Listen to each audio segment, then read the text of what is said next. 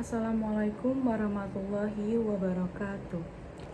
Alhamdulillahirabbil alamin wa bihi nasta'in wa ala umuri dunya waddin wa sholatu wassalamu ala asrofil anbiya'i wal mursalin wa ala alihi wa sahbihi ajmain. Amma ba'du. Teman-teman yang dirahmati Allah, marilah kita panjatkan puji syukur kehadirat Allah Subhanahu wa taala karena dengan rahmat dan hidayahnya kita dapat berkumpul di acara yang insya Allah mubarakah ini. Terima kasih atas kesempatan hari ini. Hari ini kita akan membahas sebuah tema yang sangat penting dalam kehidupan kita, yaitu larangan berzina dalam Islam.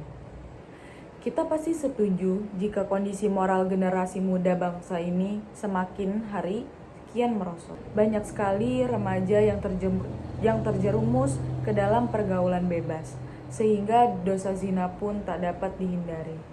Kemajuan zaman di masa sekarang justru bagai buah simalakama. Tontonan pornografi, cerita pornografi bisa diakses setiap kalangan, bahkan oleh anak-anak di bawah umur sekalipun.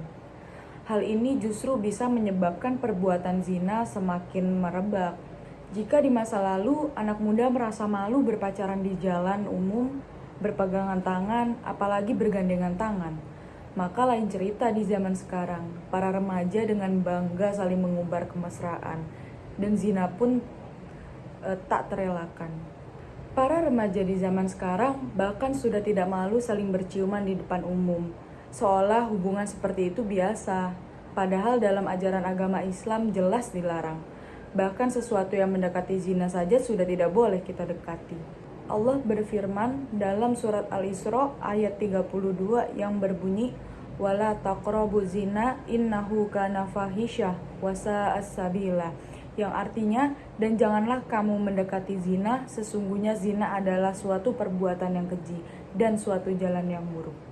Di sini jelas sekali, dekat saja tidak boleh, apalagi melakukannya. Namun lihatlah fenomena dan fakta lapangannya sekarang.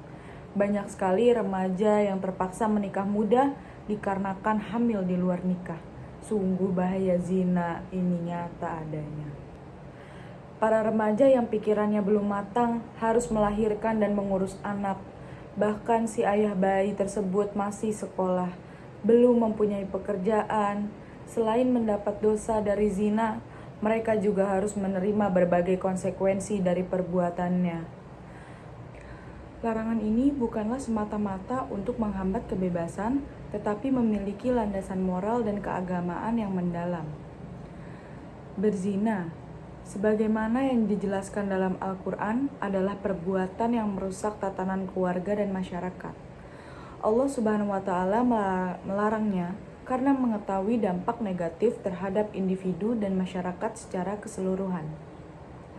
Dalam kehidupan sehari-hari, kita seringkali tergoda oleh godaan nafsu, namun larangan berzina bukanlah semata-mata tentang menahan diri, tetapi juga menjaga kehormatan diri, keluarga, dan masyarakat. Ketika seseorang melanggar larangan ini, bukan hanya hubungan dengan Allah yang terganggu, tetapi juga hubungan dengan sesama manusia. Kepercayaan dalam pernikahan dan kestabilan keluarga menjadi taruhannya. Oleh karena itu, penting bagi kita untuk memahami dan menghormati larangan ini. Islam memberikan solusi untuk menghadapi godaan dan nafsu melalui ketekunan dalam menjalankan ibadah seperti sholat dan berpuasa. Dengan memperkuat iman dan takwa, kita dapat membangun pertahanan diri terhadap godaan yang dapat merusak akhlak dan hubungan sosial. Dalam konteks larangan berzina, penting untuk memahami bahwa Islam bukan hanya memberikan perintah tanpa alasan. Larangan ini memiliki landasan moral yang kuat, bertujuan melindungi kehormatan dan martabat setiap individu. Berzina tidak hanya melibatkan tindakan fisik semata, tetapi juga mencakup aspek-aspek seperti perilaku tidak senonoh, pornografi, dan segala bentuk pelecehan seksual. Islam menekankan pentingnya menjaga pandangan, ucapan, dan tindakan agar tidak melanggar batasan-batasan yang telah ditetapkan. Dalam melanggar larangan berzina, tidak hanya individu yang terlibat yang menderita, tetapi juga masyarakat secara keseluruhan. Dalam melanggar larangan berzina, tidak hanya individu yang terlibat yang menderita, tetapi juga masyarakat secara keseluruhan. Munculnya berbagai masalah seperti perceraian, keluarga yang terpecah, dan anak-anak yang menjadi korban merupakan konsekuensi dari tindakan melanggar larangan ini. Selain itu, Islam juga memberikan nilai-nilai positif terkait dengan hubungan antar jenis kelamin dalam pernikahan. Melalui ikatan pernikahan yang sah, individu dapat membangun keluarga yang kokoh, mendidik anak-anak dengan nilai-nilai moral, dan menjadi kontributor positif bagi masyarakat. Penting juga untuk menyadari bahwa Islam memberikan jalan taubat bagi setiap individu yang telah terjerumus dalam perbuatan berzina. Taubat yang tulus dan niat baik dapat membuka pintu pengampunan Allah Subhanahu wa taala. Oleh karena itu, kesalahan masa lalu tidak boleh menghentikan upaya untuk berubah menjadi lebih baik. Melalui pemahaman yang mendalam tentang larangan berzina, kita dapat menciptakan masyarakat yang lebih stabil, penuh kasih, dan dijalani dengan kesucian. Semoga kita semua mampu menjaga diri dari perbuatan yang dilarang oleh Allah Subhanahu wa taala demi kebahagiaan dan kesejahteraan bersama.